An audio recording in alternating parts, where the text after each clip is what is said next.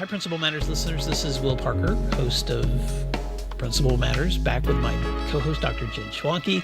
And we're here for another Monday Matters episode. And Mondays are the times where Jen and I just get to check in, stay current, give you some updates.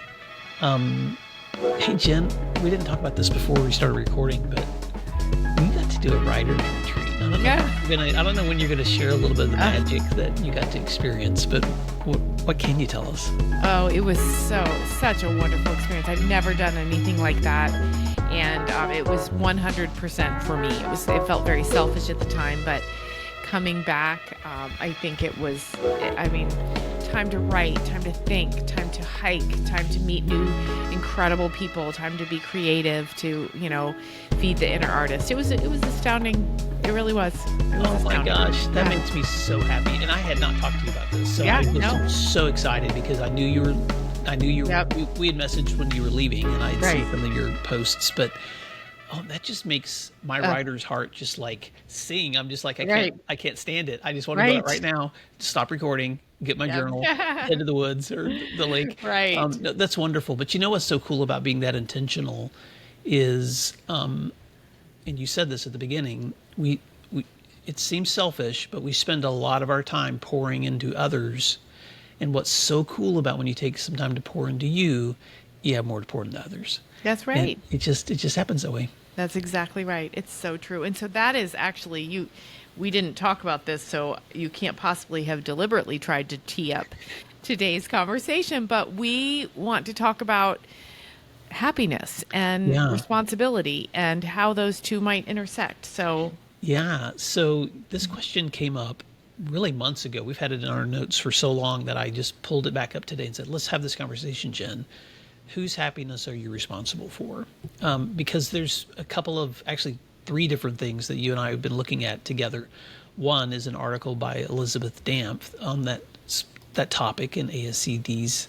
You can find all these on the ASCD website, which it's not intentional on my part. It just happened that the 3 articles that we picked came from there today. But she has one called The Cost of Happiness for Education Leaders that she actually did a couple of years ago. And then in addition, you've done a couple of pieces where you've talked about how do we hold on to the joy in the work that we're doing. You also done one on our identity as the power of identity as a pathway to joy with working with students. So, so just chewing on those topics and that feedback. I just wanted to sit on this question for a Monday Matters episode because leaders feel a lot of pressure and stress. And, we're recording this in September. It's going to come out at the end of September. So we're not, it doesn't come out the day we record it, but this has been a really, really difficult month in terms of just emotions and communities, political unrest, all those things that show up at school, whether we like it or not, and affect the thoughts and cultures and behaviors and all those things. And sometimes leaders, not sometimes, always, leaders are kind of the buffer for all of that, of trying to buffer whatever the current emotions are coming into the school so that we can still do school, protecting my students, protecting my staff, trying to respond to parents. So Jen, with those dynamics that can be so hard to manage, how do principals hold on to their work while also not feeling like they're completely responsible for everybody being happy? Right. Well, I've thought a lot about this just, on my walks and on my drives to school. And I think at some point there was a change where responsibility of student happiness, parent satisfaction, and staff happiness shifted onto the principal. And that's crazy. That's bananas. If we say that out loud, we know how crazy it is because one person cannot possibly be in charge of other people's happiness. This is something that I think finally sunk in for me when learning more about the recovery community. You cannot convince an addict to not be an addict. You cannot convince someone who abuses something to not abuse it. It's not possible. We can only be in charge of ourselves. And I think most of us know that on an intellectual level, but because we are servers, we want to serve, right? We want to make people happy. But at some point along the way, it became okay for a teacher to walk in the principal's office and say, morale's just really low, and expect the principal to wave a wand and fix it. And so the principal tries, right? We'll have a pizza party, or we'll get some donuts for Friday, or let's ignite the Sunshine Committee. Those kind of things we try to do to make people happy. What I love about Elizabeth's article is one of her quotes where she wonders, maybe climate and culture doesn't have to refer to people's contentment, but to an environment of professional norms, high expectations, and consistent results. To me, that's really where we should focus climate and culture, which leads to happiness, without trying to shortcut it and just make people happy. No, I'm so glad you said that, because I think that we know these things, and yet we keep fooling ourselves into thinking that, because we've all heard the phrase, like, if the principal catches if the principal coughs, everyone catches the cold, or the least professional behavior that you allow is the standard that you set. I mean, there's all this pressure that, oh my gosh, everything I do, think, and breathe somehow affects everything that's happening in this school. And on the one hand, it's true that your energy and your belief and your intentions do influence your school. But if you think that you're solely responsible for the feelings of everyone in your school, you will not last long. Mm-hmm. There's just no way, Jen, that you can maintain that kind of emotional commitment, because you're not God. Right. But you also sometimes have to take a step back and then ask ourselves, okay, then how do we keep a positive attitude or respond in the right ways, while realizing I still I can't control the way people feel. Right. The article, it'll be in the show notes, that I wrote with my friend Tracy Deagle about this.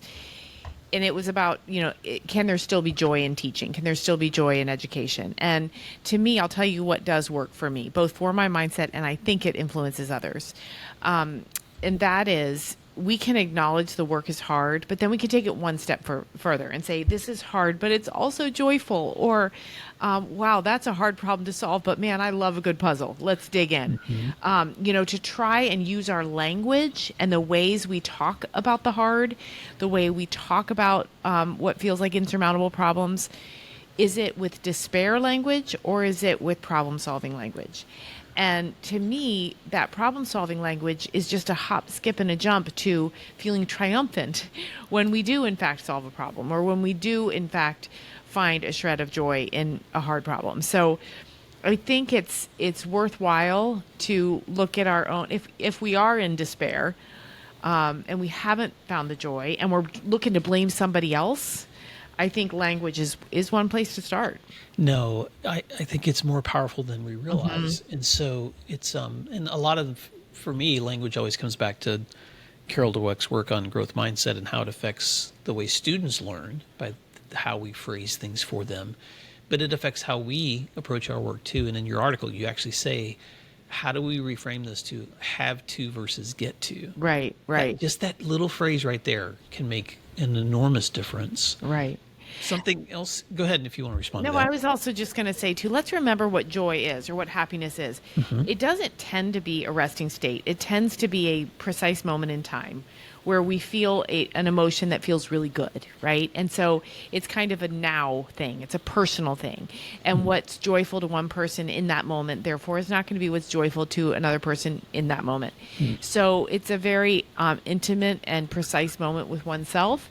And so, again, a principal cannot be responsible for 50, 100, 200 staff members' personal moments, right? So that's just something to keep in mind as well. I'm just having this picture of Calvin and Hobbes, the cartoon where Calvin's sitting in class and he's the first frame starts off with this alien explosion and Calvin's weapon, flying a spaceship or holding a weapon, and right in the moment of getting like trapped in the jaws of some monster, then his teacher says something to him and he's Right. like back in reality. And I'm like, multiply that by 600 kids, Right. all that stuff happening in them, and then multiplied in we too as adults, in our inability to be in the moment. And yeah, Jen, it's trying to, there's no way we're going to be able to ever manage all of that stuff happening in the brains of kids and get everybody to think and feel the same way at the same time if we Right. get to be robots. And I don't want to be in a place like that. Right. But what you just said, which is, okay, be aware of you, but also be aware that joy sometimes in that moment is you just being able to stop and acknowledge what you're experiencing right then, and the things about it that you want to hold on to and remember. Right. You also talk about, and this may be part of that, taking time to feel. Why is that important to you? Well, for a lot of reasons. I think that when we're overwhelmed by all the things that we have to do as principals, discipline, parent complaints, that to-do list, we can forget how we actually feel. And, not to go down the mindfulness route too much, but, when we're feeling so stressed, to take that time to to pause and acknowledge it, it can move us through it and back toward a place where it actually feels good.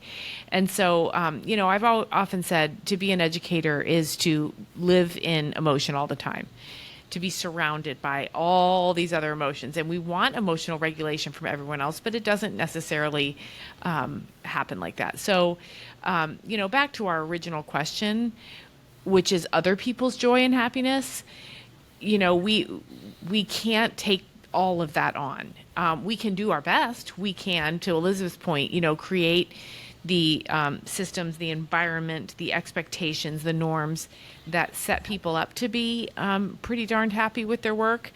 And then at some point, if they're not, and we all know that teacher that if you delivered their paycheck to their door, they'd say, "Why isn't it in cash?" Right? We know there's people out there that are never going to be happy, and so just to make peace with that and move on and designate most of your emotion to managing yourself, being a role model, using the right language, and making the environment the best it can be. That's where we can make an influence. That's where we have influence. I agree. I want to add one other thing too, and this is from your article also, which is just celebrating the joy in others. And so sometimes, and Joe Sanfilippo talks about this a lot in his work too, and I love how he's modeled it. So that's what's coming to mind right now. But catching other people in their moments of joy and bringing it to their attention, but then also telling other people about the joy that you're seeing in someone else, because those things spread. Right. I even know principals who, when they have an amazing young teacher, they'll look up their parents and call a parent and say, "It's probably surprising you that your teacher's principal is calling you, but your child is just like knocking it out of the park as a teacher in my school." And there's something incredible about when you just wrap that joy around the work that other people are doing, Right. because it brings out more joy in what you're doing. Yeah, and I love to see teachers doing their thing and say to them, "You just seem so happy doing this." And then they'll say, "Well, actually, I am. Thank you." That's another good way to point it out. You wrap up that article by talking about finding a joy partner. What do you mean by that? A joy partner. It sounds so crazy, doesn't it? But, you want someone it's like an accountability partner, right? Somebody who trusts you, who understands you. I actually had lunch yesterday with one of my joy partners, and we ask each other these questions. Are you still finding joy in the work? If so, how are you sustaining it? If not, where did it go? And can you find it again? And many times I can go into lunches with my joy partner, and I'm grumpy, right? I'm grumpy. There's this problem and this problem. And listen to this, and guess what? And then at the end, we'll both be saying, I do it for her as well. We both say we've got it pretty good. We're in an amazing job doing amazing things, and that was a great sandwich. I love it. Well, we're going to link to all the articles that we've just been mentioning in the show notes, and including this one, Can We Still Find Joy in Teaching, that you did with Tracy Deagle. And there's a wonderful, at the very bottom of it, kind of a printable, just reminder of all those things, those 5 ideas for crafting joy in your work. So Principal Matters listeners, you are not responsible for how everybody feels. If somebody hasn't said that to you lately. You do deserve credit for showing up and believing in the ability for other people to do great things and hard things, and for still believing in kids and teammates when they disappoint you. We can own our own emotions and even recognize sometimes when it's hard to find joy. And that's okay too. So Jen, thank you for bringing that conversation to us today. And Principal Matters listeners, as you step into your week, if there's any other resources that we can help you with, you can find today's post on the website at williamdparker.com. And Jen, where can they find your wonderful new newsletter? Yeah, thanks, Danny Bauer. My new newsletter is at jenschwanke.com. Just click on the newsletter link and you can subscribe, and it'll come to you every Wednesday. Thanks, friends. We hope you have a fantastic week. And until next time, thanks for doing what matters.